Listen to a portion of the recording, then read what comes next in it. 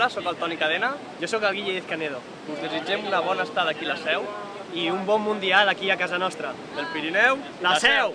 Hello, I am Toni Cadena. I'm Guille Canedo. I wish a good stay in la Seu. And a World Championship for everybody at our own home. From the Pyrenees, la Seu!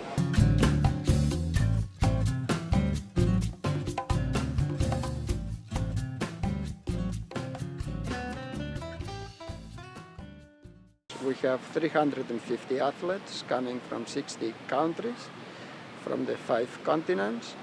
We have altogether 1,000 people, more or less, coming with the teams.